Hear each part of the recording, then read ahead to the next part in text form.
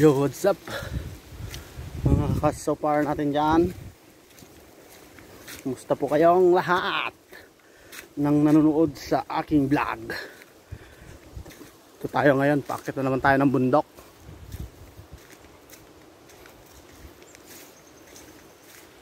Ganito ang klase ng bundok dito sa Mindoro Prime. Tayo nilakad lang natin, ganyan lang kalaki yung daanan mga kasopar. Ayan. Daan lang talaga ng tao, hindi pa nalalagyan ng kasya yung mga sasakyan. Siya sa ganito. Ayan. Tapos may ulingan, hanap buhay ng mga tao, mag-uling para may pambiling bigas. Ayun, ulingan nyo doon. Yun ang trabaho.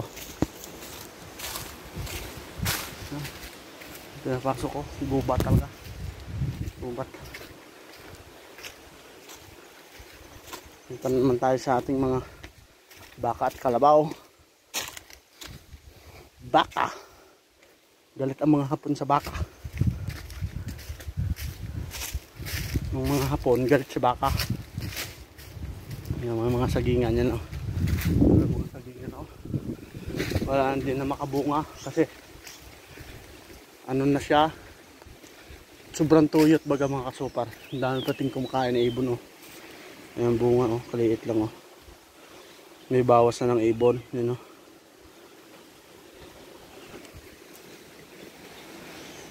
Kasi nga pati ibon taghirap din, naubos na ng ibon. Maliliit pa yung bunga kasi nga tag-araw, tuyot ang bulalakaw.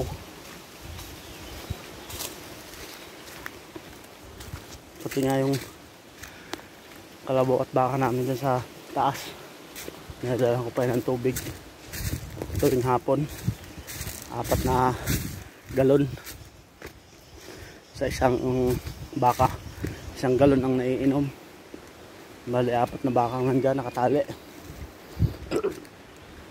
Papainumin natin ngayon kasi yung dinala ko kahapon na galon, 4 kahapon ng hapon, kasakay dun sa kalabaw pataas, iiwan lang yan doon sa bundok yung galon na may tubig.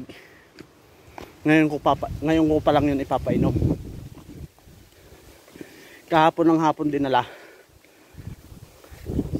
ngayon tanghali papainumin. Papainom sa mga baka. Tapos dadalhin ko na ulit dito yung kalabaw sa baba kasi nga mainit na. Mainit, kailangan mong ipalublob sa tubig yung kalabaw. Dadalhin na natin yung galon tsaka kalabaw. Tapos mamayang hapon itataas ko na naman yan dito kasi nga walang makain na damo dyan sa amin. Wala na makain na damo kaya dyan ko dinadala sa bundok. May karga na naman yun, 4 na galon. Ganun lang.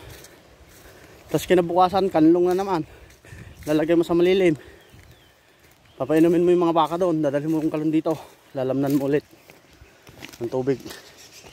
Ganun lang, umiikot-ikot. Mamaya papainumin natin, papakita ko sa inyo mamaya yung tubig na nilalagyan natin. Tapos ipapainom natin sa mga baka doon sa taas. Ayan, kung hindi ka mag-iingat dyan, mabato yan masyado mga kasopar. Kung ikakarga natin sa paragos, sa karusa yung tubig na 4 na galon, mas mahirap sa kalabaw. Kaya nung dumating ako, sinasaklay na lang sa kalabaw sa likod. Ayan o, mga bato, dami mga bato. Ayan ang oras natin mga kasopar, mag-alas 10 na, alas 9:30. So mainit na sa kalabaw yan, kaya dapat ikakanlong na yung kalabaw, lalagay na sa tubig. Sa sobrang pagod ng ating mga binti mga kasopar, kailangan magpahinga tayo ng konting oras. Maano sa binti dito, pag-ahon. Masyado kasi matarik yung paahon dito, kaya papahinga talaga. Tingnan nyo naman yung tarik yan mga kasopar. Oh, tarik yan. Ayun ang baba, galing tayo dun sa baba. Paangat tayo dito, yan lang ang daan. Pataas pa yan. Ganyan ang daan, kaya pag hinila mo yun ng karusa na may laman tubig, mas mahirap para sa kalabaw. Tsaka pag umabot ng alas 9:30 na ngayon, mainit na to sa kalabaw. Tapos makakalimutan mong ikanlong maghapon, maaring mamatay ang kalabaw mo pag hindi mo na ikanlong sa tubig o sa malilim, sa mga ilalim ng puno. Pag naiinitan siya, mamamatay siya. Hindi katulad ng baka, kahit mainitan okay lang. Yung kalabaw talaga hindi talaga siya pwedeng hindi ilagay sa lilim pag gantong kataas ng araw. Kita nyo naman yung araw, di ba? Yan ang ng kalabaw. Kaya kailangan sakripisyo sa kalabaw. Tsaka mas mapakinabang ang kalabaw. Pwede mong ihila ng mga kahoy, pwede pang hila, pambuhat. Hindi katulad ng baka, dyan lang nakatali. Yung kalabaw ang katulong mo sa buhay, panghila mo ng mga saging, kahoy, niyog, kupras. Marami siyang mga gamitan nakakatulong sa iyo.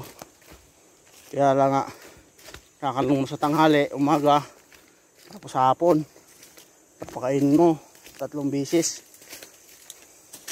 Pag kalabaw, pag baka, kahit 1 beses lang sa maghapon.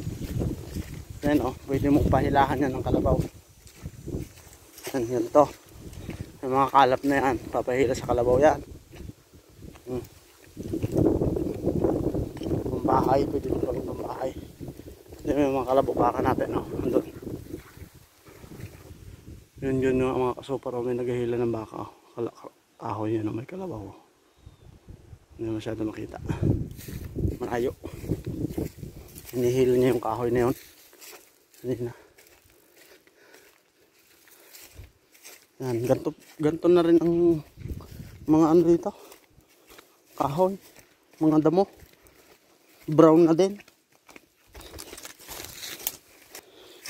Dito na tayo sa ating mga baka. Ayan yung mga baka natin. Kahit mainit yan, okay lang.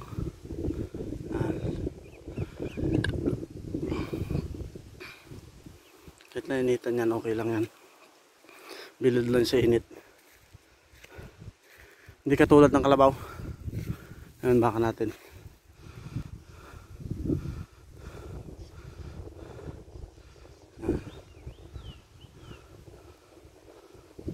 Doon pa yung isa sa unahan. Pa lang yan. Aking hinahin. Papain namin natin. Dito ko pala nilalagay yung tubig. Mga kasopar. Dito ko nilalagay yung tubig. Ayan Ayan tubig, 4 na galon. Sa kalabaw yan. 4 na galon. Ayan yung kanyang pinaka lagayan. Ayan planggana. May mga baka pa doon. Sa gubat sila. So ayun lang mga kasopar, yung ating kalabaw. Hahanapin pa natin nandun. Dala natin pababa yun, kakarga natin yung galon. So ayun lang mga kasopar, kung dumaan ito sa inyong wall, pakisupport ng aking channel, YouTube channel, Facebook, Instagram, TikTok, pakisupport. Maraming salamat sa inyong suporta. Malaking tulong na yan para sa katulad kong isang magsasaka. Mahirap na magsasaka. Bye bye.